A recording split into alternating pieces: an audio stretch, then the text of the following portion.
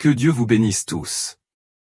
Aujourd'hui, je veux partager avec vous le puissant témoignage de notre frère David, un homme dont la vie a changé à jamais grâce à une rencontre profonde avec la musique et les messages prophétiques de Kim Clement. Ce qui rend l'histoire de David particulièrement remarquable, ce n'est pas seulement son admiration pour les dons prophétiques de Kim, mais une expérience extraordinaire qu'il a vécue lors d'une situation de mort imminente, lorsqu'il s'est retrouvé de manière inattendue face à face avec Kim Clement dans les profondeurs de l'enfer. La conversation qu'ils ont eue dans cet endroit terrifiant est ce que je vais partager avec vous aujourd'hui. Permettez-moi de me présenter, je m'appelle David Harris. Pendant la majeure partie de mes 43 ans, j'ai vécu dans une petite ville de Géorgie. C'est le genre d'endroit où tout le monde connaît le nom de l'autre, et où rien ne semble jamais changer. J'ai grandi ici, je suis allé à l'école ici et, honnêtement, je pensais passer toute ma vie ici ou peut-être en mourant tranquillement dans mon sommeil, sans fanfare, comme tant d'autres dans ma ville. Je n'ai jamais été du genre à faire des drames et j'ai toujours préféré rester discret. Ma vie, pour l'essentiel, a été assez ordinaire.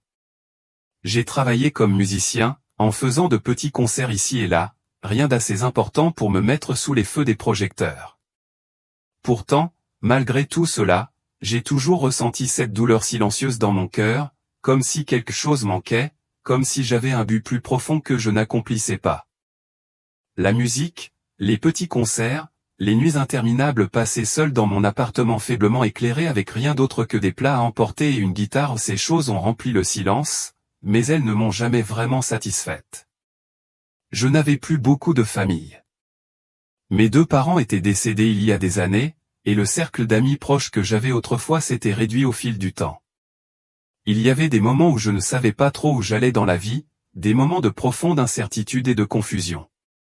Pourtant, il y avait une chose qui semblait toujours m'ancrer, qui me faisait avancer quand le monde semblait si sombre, la musique et les messages prophétiques de Kim Clement. J'ai entendu pour la première fois les chansons et les prophéties de Kim Clement à la fin de la vingtaine, à une époque où ma vie était en plein bouleversement. Je venais de traverser une rupture douloureuse et ma carrière musicale semblait s'effondrer. J'étais incertaine quant à mon avenir et profondément perdue dans mes propres doutes. Puis, un soir, en zappant sur les chaînes de télévision, je suis tombé sur une émission dans laquelle Kim Clement parlait. Ce qui m'a immédiatement frappé, ce ne sont pas seulement ses mots, mais la puissance et la conviction pure dans sa voix. Il y avait quelque chose de magnétique chez lui, une présence qui m'a attiré. Sa voix n'était pas seulement une voix, j'avais l'impression qu'il parlait directement au cœur même de mon être, s'adressant à ma douleur, à ma confusion et à mon désir de quelque chose de plus. Kim Clement ne ressemblait à aucun autre prédicateur dont j'avais entendu parler. Il ne prêchait pas le feu et le soufre et ne nous donnait pas une longue liste de règles à suivre. Non, son message était tout à fait différent. C'était un message d'espoir, un message qui encourageait à voir la vie dans son ensemble, même si les choses pouvaient paraître sombres sur le moment. Kim a parlé de l'amour infini de Dieu, de la prophétie et de la confiance dans le plan de Dieu pour nous, en particulier dans les moments où tout semblait incertain. Ces paroles ont parlé de quelque chose de profond en moi, quelque chose que je ne savais même pas que je cherchais, et c'est exactement ce que j'avais besoin d'entendre à ce moment-là de ma vie. Bien que les prophéties et les messages de Kim soient souvent non conventionnels, voire étranges pour certains, ils ont toujours trouvé un écho en moi. C'était comme s'il prononçait les mots que je n'avais pas été capable d'articuler pour moi-même. Je n'étais pas un homme pieux, pas au sens traditionnel du terme, mais les enseignements de Kim ont eu un impact unique et indéniable sur moi. Ils ont touché une corde sensible dont je ne pouvais me défaire, et petit à petit, sa musique et ses paroles sont devenues un compagnon constant. Je me suis retrouvé à jouer ses prophéties encore et encore, à m'imprégner de chacune d'elles, même si sa musique commençait à résonner dans mon propre cœur. Sa capacité à mêler la foi au chant m'a fait commencer à croire que peut-être, juste peut-être, il y avait quelque chose de plus dans la vie que ce que j'avais vécu jusqu'à ce moment-là. C'est à cette époque que j'ai commencé à lire davantage la Bible.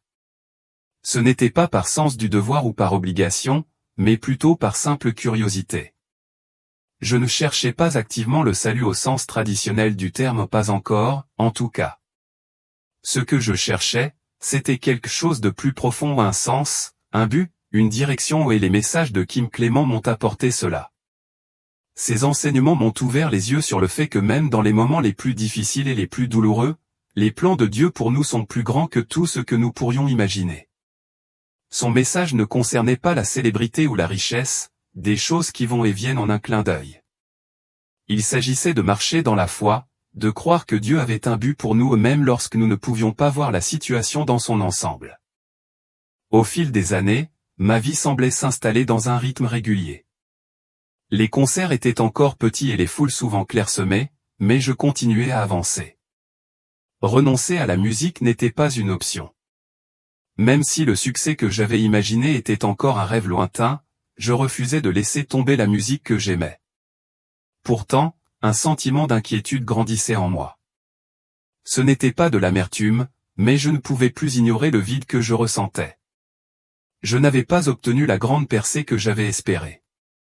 Je n'étais pas riche, je n'étais pas célèbre et je n'étais pas entouré de fans adorateurs. Pourtant, au fond de moi, je m'accrochais à la graine de foi que Kim Clement avait plantée en moi il y a des années. Ce n'était pas grand-chose, mais c'était suffisant pour me permettre d'avancer. Même au milieu de l'incertitude et des difficultés, cette petite graine de foi était suffisante pour me permettre de continuer. Il y a eu d'innombrables nuits où je me suis assis seul dans mon petit appartement, guitare à la main, grattant les mêmes accords encore et encore, me demandant si tout cela en valait vraiment la peine.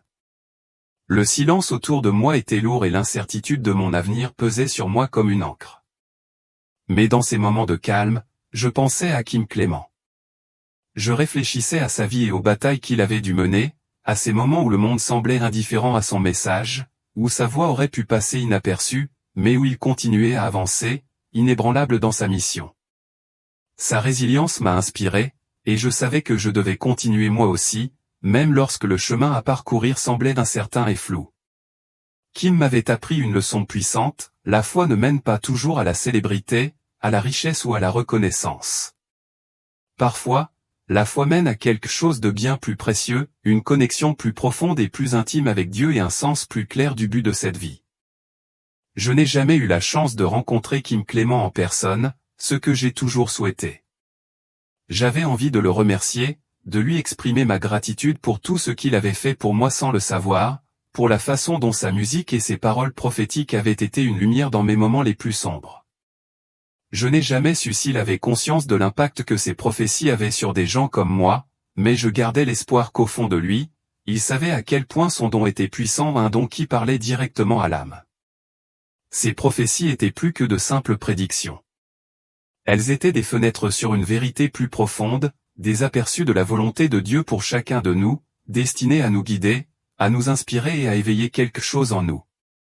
Mais c'est là que mon histoire commence vraiment, car c'est à un moment où je me sentais le plus perdu, prêt à tout abandonner, que quelque chose d'inimaginable s'est produit. Ma vie, la vie que j'avais connue pendant 43 ans, était sur le point de basculer d'une manière que je n'aurais jamais pu prévoir. Et tout a commencé par une crise cardiaque, une simple crise cardiaque soudaine.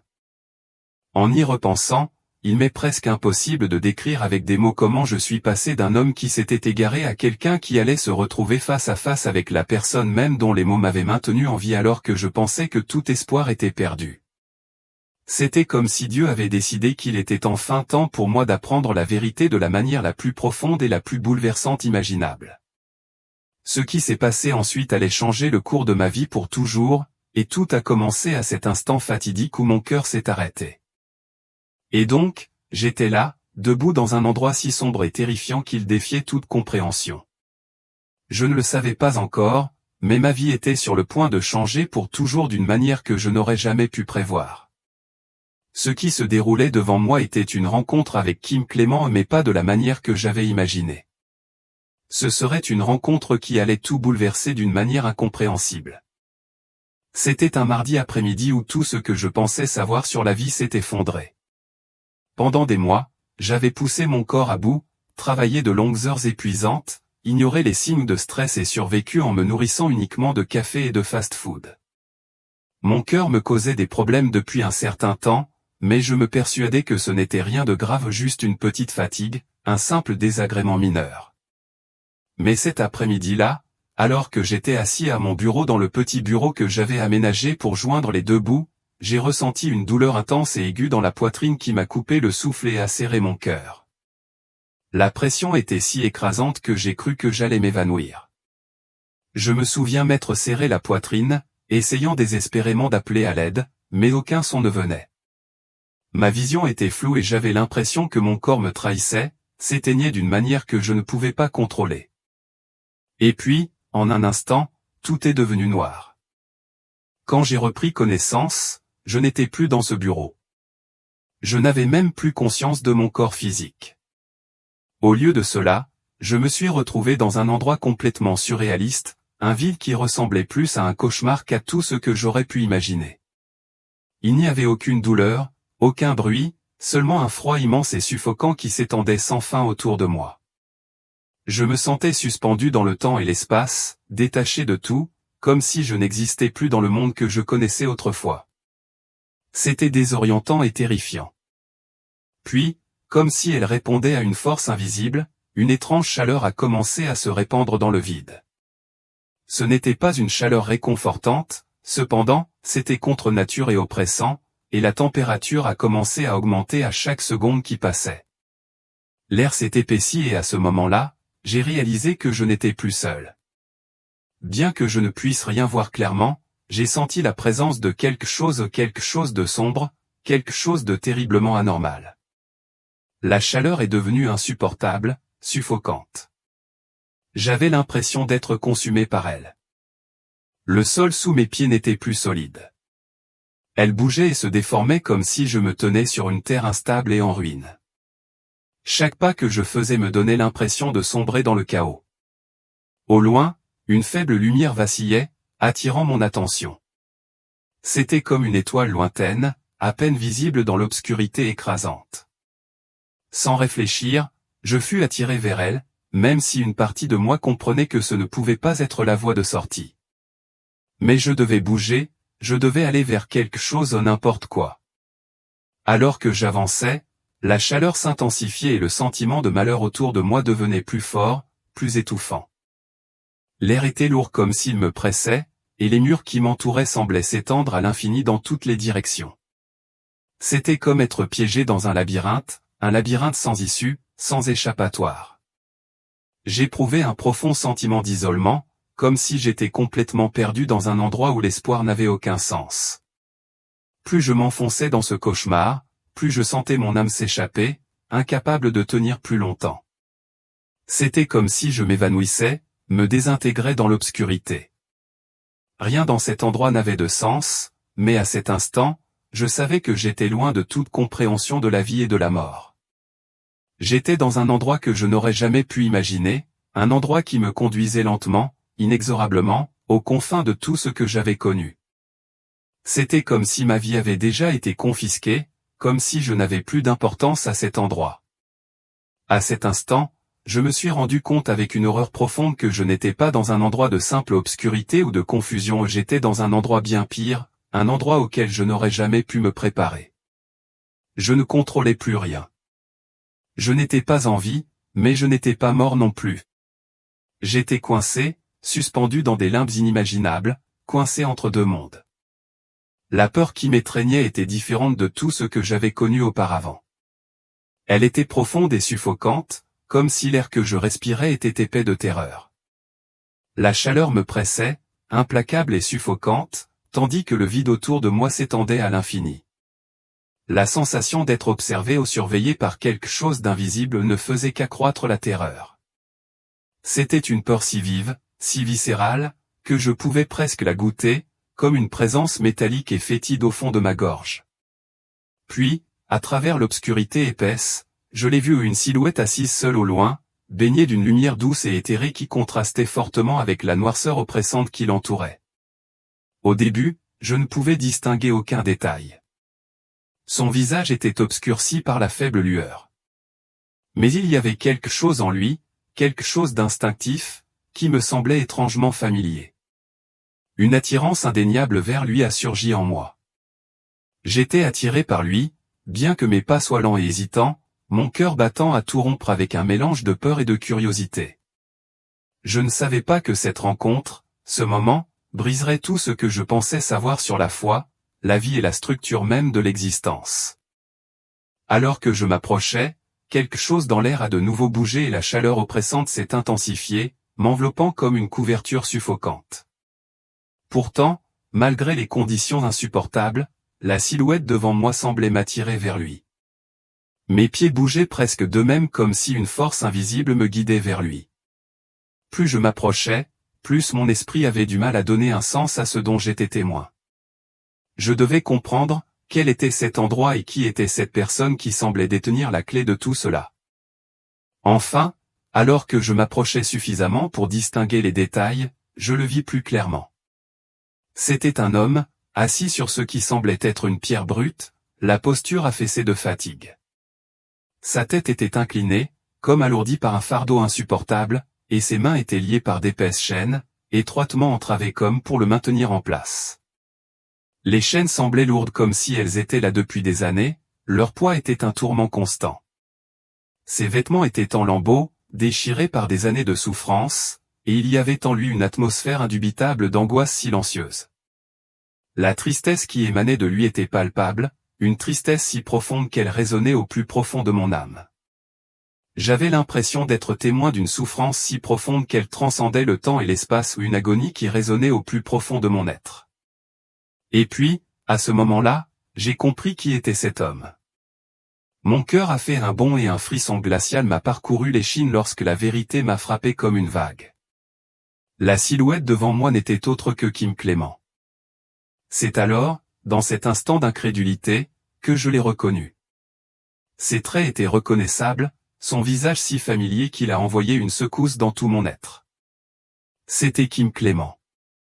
J'avais du mal à comprendre ce que je voyais là, dans le coin le plus profond et le plus inimaginable de l'enfer, était assis l'homme qui avait été un phare d'espoir pour moi. La voix prophétique dont la musique m'avait inspiré, dont les paroles m'avaient rapproché de Dieu, était maintenant ligotée et brisée. Le choc m'a frappé comme une vague déferlante et pendant un instant, j'ai senti mes genoux céder sous moi. Ce n'était pas possible. Comment quelqu'un qui avait prononcé la parole de Dieu avec tant de puissance, qui avait inspiré tant de personnes, pouvait-il être ici? Au plus profond du désespoir? Cette réalité n'avait aucun sens. Je restais là, figé, incapable de bouger, paralysé par le spectacle qui s'offrait à moi. Puis, lentement, Kim Clément releva la tête. Ses yeux, autrefois emplis d'une passion et d'une détermination ardente, étaient désormais chargés de tristesse. Pourtant, il y avait autre chose ou une compréhension dans son regard, comme s'il avait depuis longtemps accepté son sort. Il me regarda, non pas avec colère, ni avec haine, mais avec une tristesse silencieuse, comme s'il savait pourquoi j'étais là. Il hocha légèrement la tête, comme s'il me reconnaissait non seulement en tant qu'homme que j'étais, mais en tant que quelqu'un qui avait été un jour touché par son message, quelqu'un qui avait été profondément affecté par ses paroles. Puis, d'une voix qui portait le poids de toute sa souffrance, il parla. Ses mots étaient doux, mais ils résonnèrent dans le vaste vide qui nous entourait. « Tu es venu me voir, n'est-ce pas, dit-il, sa voix teintée d'une tristesse profonde et inexprimée. Je sais pourquoi tu es ici. » Ces mots restèrent suspendus dans l'air, et je restai là, stupéfait, silencieux, incapable de comprendre comment cela se produisait. Je ne pouvais pas parler.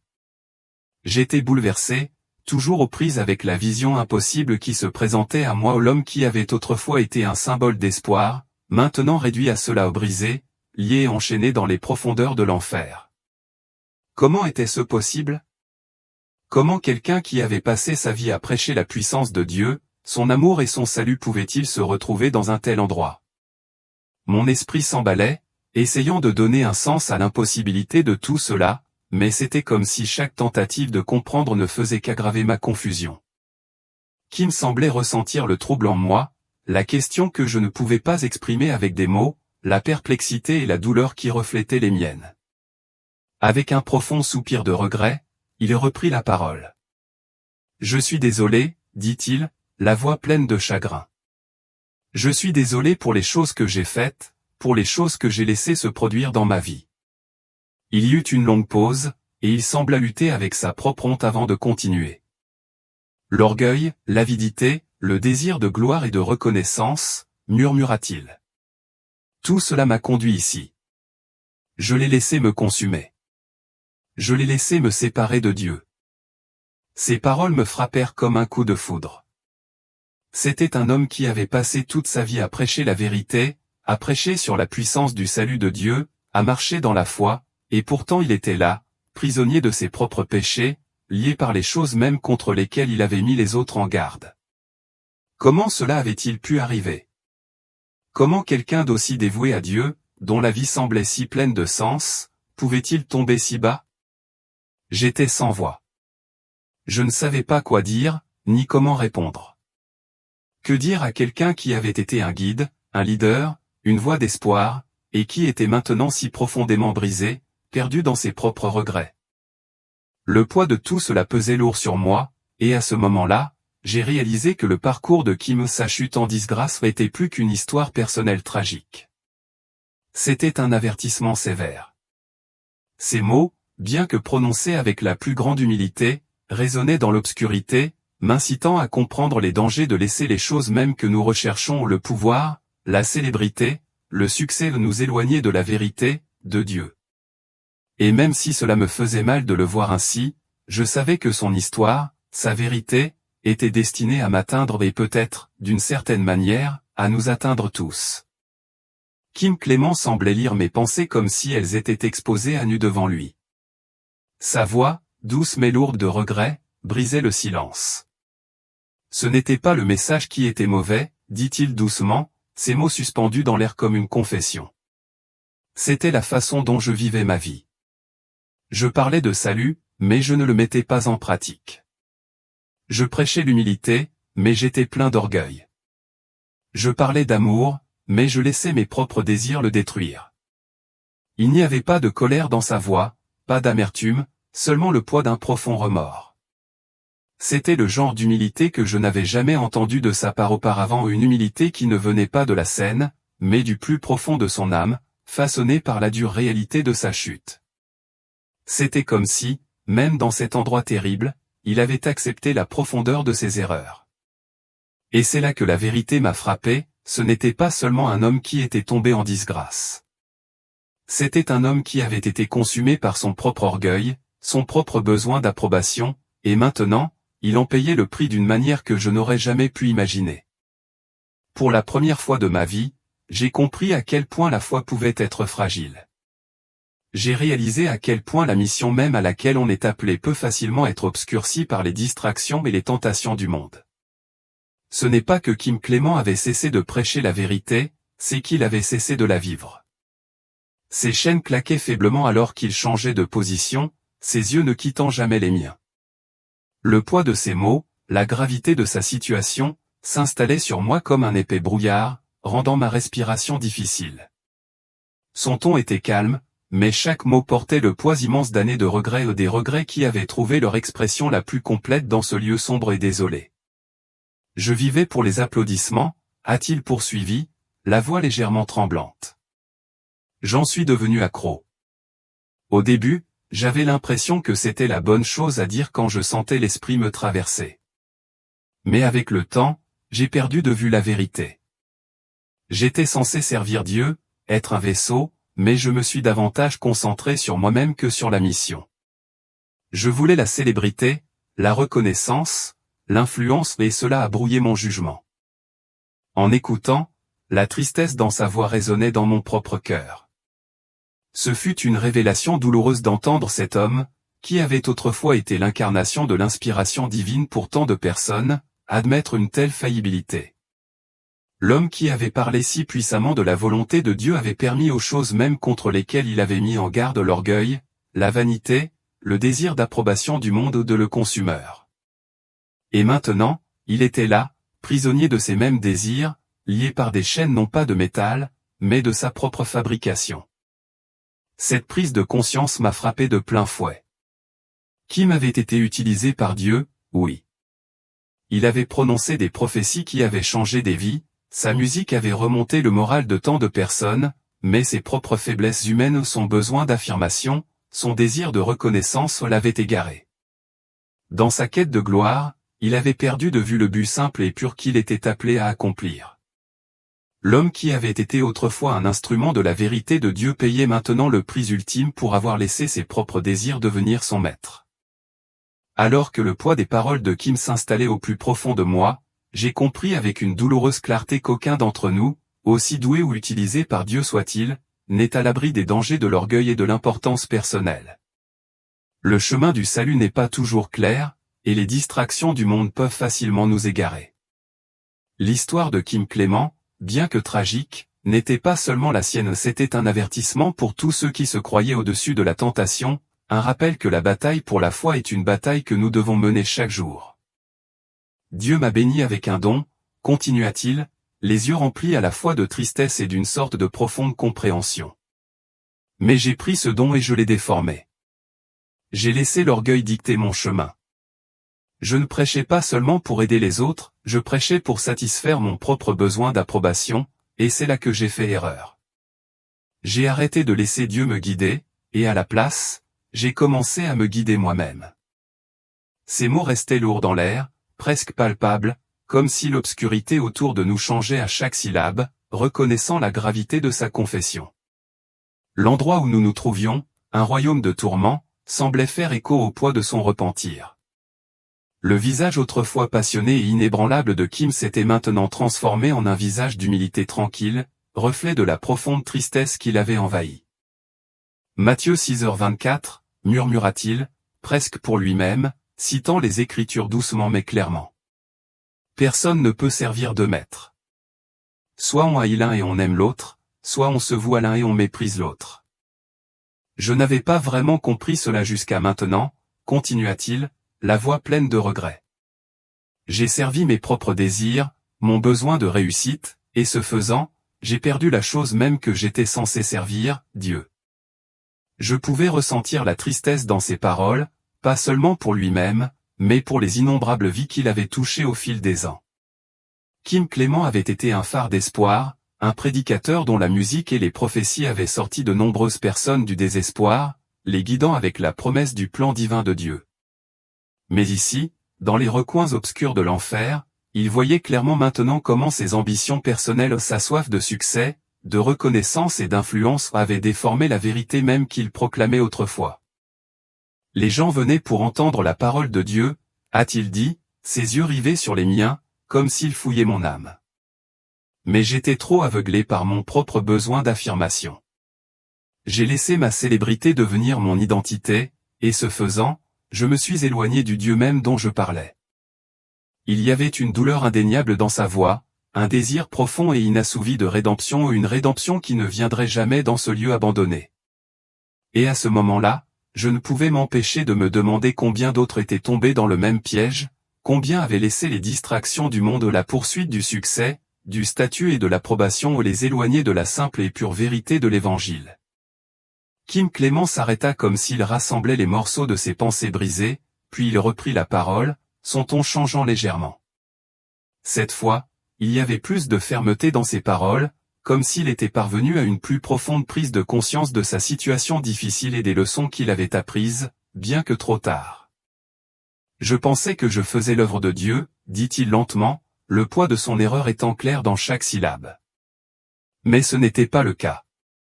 Je faisais mon travail, me faire un nom, rechercher la gloire et la fortune. Je voulais que les gens me regardent et voient un homme de Dieu, mais en vérité, j'étais devenu un homme du monde. La chose même contre laquelle j'avais mis en garde les autres a causé ma chute. Sa confession m'a fait mal, me rappelant la fragilité de la nature humaine, la facilité avec laquelle on peut perdre de vue le dessein de Dieu dans la poursuite de son gain personnel. Il y avait maintenant une profonde tristesse dans ses yeux, mais aussi une clarté, la compréhension qu'il avait payé le prix ultime pour les choix qu'il avait faits. Et à ce moment-là, j'ai réalisé à quel point il est facile de se laisser piéger par les choses mêmes que nous sommes appelés à éviter. Kim Clément m'a regardé une dernière fois, son visage reflétant la profondeur de son regret. Je vois maintenant, a-t-il dit doucement, que ce n'était pas à propos de moi. C'était toujours à propos de Dieu. Mais je me suis égaré et j'ai laissé mon propre orgueil devenir mon Dieu. Et pour cela, je paierai pour toujours. Je me suis arrêté là, frappé par l'énormité de ce dont j'étais témoin. L'homme qui avait été autrefois un réceptacle de la vérité de Dieu était maintenant devenu un rappel tragique du prix d'une ambition mal placée, de laisser la poursuite des choses du monde éclipser la vérité éternelle. Sa chute n'était pas seulement la sienne, elle était un avertissement pour tous ceux qui se croient à l'abri des distractions de l'orgueil, de la célébrité et de l'intérêt personnel.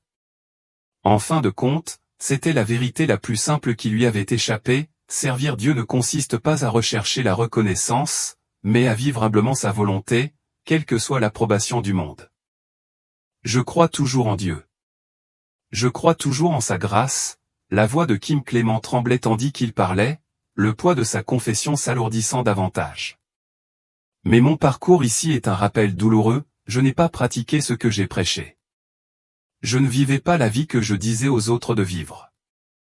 Sa voix s'est légèrement brisée, et il était clair que le fardeau qu'il portait ne concernait pas seulement les péchés qu'il avait commis. Il concernait les vies qu'il avait influencées, les personnes qui avaient suivi son exemple et l'exemple qu'il avait donné, un exemple qui avait été imparfait malgré tout le bien qu'il avait partagé. Il y avait une tristesse indéniable dans ses paroles, un regret qui allait au-delà de l'échec personnel. C'était l'effet d'entraînement d'une vie qui ne s'était pas entièrement alignée avec le message qu'elle portait. La plus grande erreur que j'ai faite, murmura-t-il, les yeux lointains comme s'il revivait la douleur, a été de penser que mon don était à moi de contrôler. Je pensais que cela me concernait, mais la vérité est que tout ce que j'avais était un don de Dieu, et je n'ai pas su l'honorer. Ces paroles me frappèrent plus fort que tout ce qu'il avait dit d'autre. Elles me semblaient inconfortablement familières.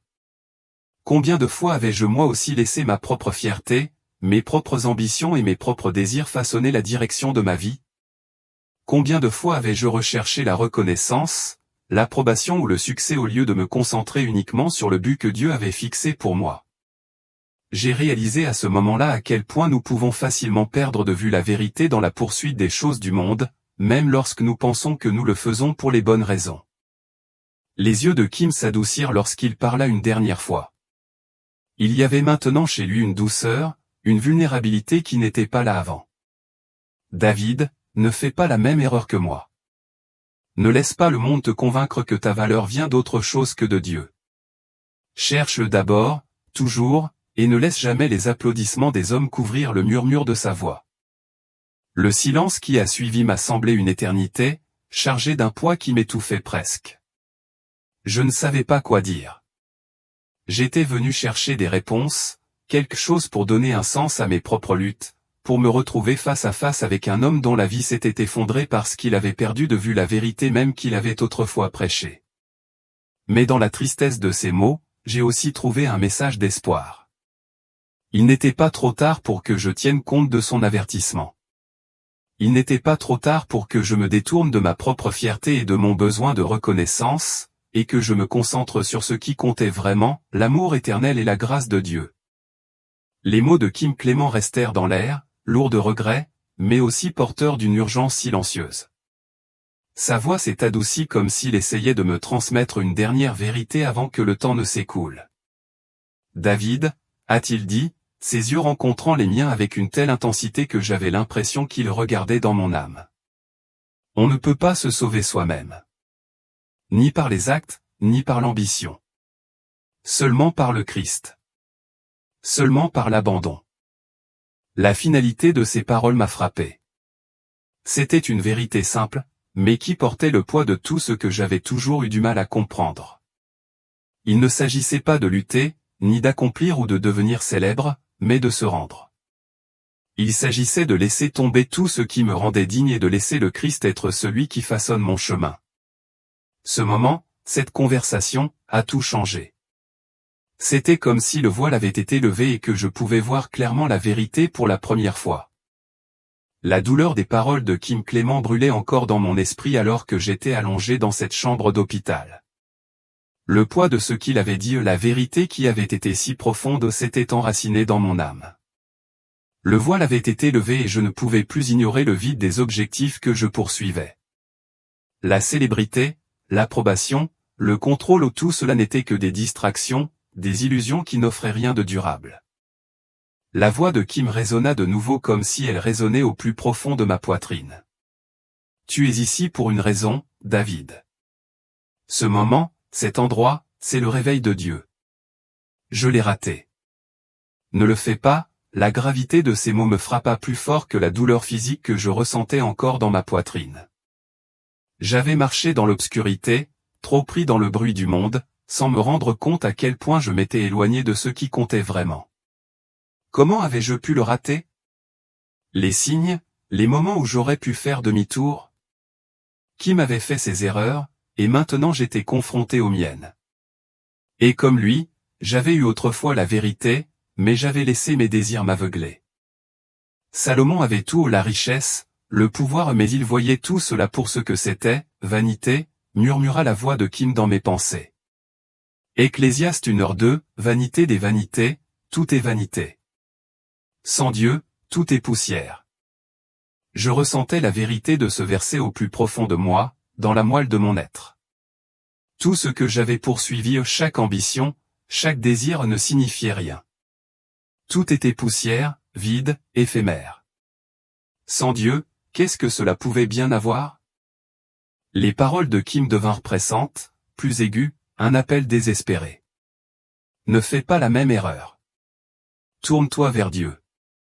Vis pour sa gloire. Il n'y avait aucun doute sur le poids de sa voix à présent. Il ne parlait pas seulement pour lui-même, il me parlait, m'avertissant de la route que j'empruntais. Je pouvais voir Kim se tenir devant moi dans mon esprit, ses chaînes cliquetant doucement alors qu'il se déplaçait. Il semblait sortir de l'obscurité, ses yeux ne quittant jamais les miens. Je ne peux pas revenir en arrière, dit-il doucement, mais fermement. Mais tu peux toujours. Demande son pardon. Et puis, en un clin d'œil, il disparut.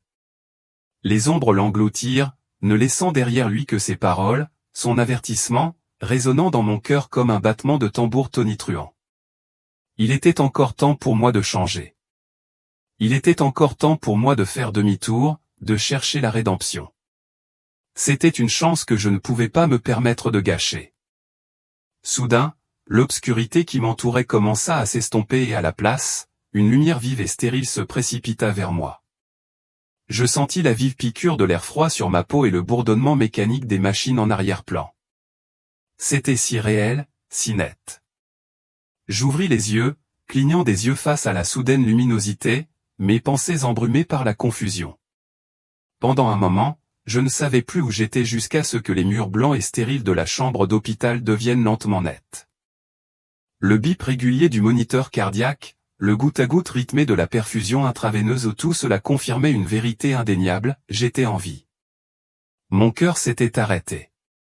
Mon corps avait lâché, mais d'une manière ou d'une autre, j'étais toujours là. J'essayais de m'asseoir, mais la douleur dans ma poitrine rendait la tâche difficile. Une infirmière s'est rapidement déplacée pour me stabiliser, sa voix chaude mais ferme. « Vous êtes réveillé ?» dit-elle en m'offrant un sourire aimable. « Vous avez eu une crise cardiaque. Votre cœur s'est arrêté pendant quelques minutes. Vous avez de la chance d'être ici. » Une crise cardiaque? C'était plus que ça. Cela me semblait bien plus qu'un simple événement physique. Je me suis souvenu de ce moment sombre, de cette conversation avec Kim et de la profonde vérité qu'il avait partagée. Ce moment, cette seconde chance, me semblait une intervention divine, un cadeau que je ne méritais pas mais qui m'avait été offert. La cicatrice sur mon âme n'était pas celle d'une punition mais celle d'une grâce. Je savais maintenant qu'on m'avait donné quelque chose de précieux, quelque chose d'irremplaçable. Une seconde chance dans la vie, oui, mais plus que cela, une seconde chance de la vivre de la bonne façon. La vérité que Kim avait partagée avec moi ne concernait pas seulement lui. Elle me concernait aussi. Et maintenant, je comprenais. Cherche le pardon, cherche Dieu, tourne-toi vers lui, la voix de Kim résonna une fois de plus dans mon cœur, résonnant dans chaque partie de moi. Le poids de ces mots, simples mais profonds, était plus clair maintenant qu'il ne l'avait jamais été auparavant. Je n'étais pas sûr de ce à quoi ressemblerait la route qui m'attendait, mais je savais une chose avec certitude, on m'avait donné une seconde chance. Et cette fois, je ne la gâcherai pas. Alors que j'étais allongé là, sombrant dans le sommeil et s'éveillant, le poids des paroles de Kim s'est installé plus profondément en moi. La présence de l'infirmière semblait désormais lointaine, comme un détail passager dans un moment qui avait bouleversé les fondements même de ma vie. Mes pensées tournaient autour de ce que je venais de vivre, comment la poursuite de la célébrité, de la reconnaissance et du succès m'avait mené dans une impasse. Dans cet endroit sombre, j'avais vu la vérité. Tout était si vide, si éphémère. J'avais poursuivi une illusion, une validation qui ne pourrait jamais vraiment me satisfaire. Mais maintenant, ici dans cette pièce stérile, je comprenais quelque chose de différent. On m'avait donné une autre chance. La grâce de Dieu, autrefois un concept que je ne comprenais qu'en théorie, était maintenant quelque chose que je pouvais ressentir au plus profond de moi. Ce n'était pas quelque chose à gagner. Ce n'était pas une récompense pour un bon comportement ou un insigne d'honneur. C'était simplement un cadeau, un acte de miséricorde. Je n'avais pas tout compris et je n'étais certainement pas parfaite. Il me restait encore tant à apprendre. Mais dans ce moment de calme, avec le doux bourdonnement des machines en arrière-plan, je me suis fait un vœu. Ma vie allait être différente.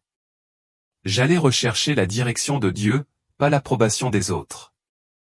J'allais m'humilier devant lui, faire confiance à son plan et vivre d'une manière qui le glorifie, pas moi-même. Je ne courais plus après des applaudissements creux ou des réalisations éphémères. Il ne s'agissait plus de célébrité, de succès ou de validation. Il s'agissait de vivre chaque partie de ma vie pour la gloire de Dieu. Il s'agissait d'être fidèle à la foi à laquelle j'avais aspiré, le genre de foi dont j'avais seulement rêvé auparavant. Alors que je me sentais lentement m'endormir, quelque chose de remarquable m'envahit, une paix profonde et indéniable. Ce n'était pas bruyant ou tapageur. Ce n'était pas le genre de paix que j'avais autrefois recherché dans les réalisations ou la reconnaissance. C'était calme et doux, mais c'était réel, comme une rivière calme qui coule au cœur même de mon être. Pour la première fois de ma vie, je savais que j'étais sur la bonne voie. Un chemin qui n'était pas marqué par la célébrité ou le succès, mais par le cœur de Dieu. Alors que je m'enfonçais dans le sommeil, je savais que j'avais commencé un nouveau voyage, un voyage qui me conduirait plus près de lui que jamais auparavant.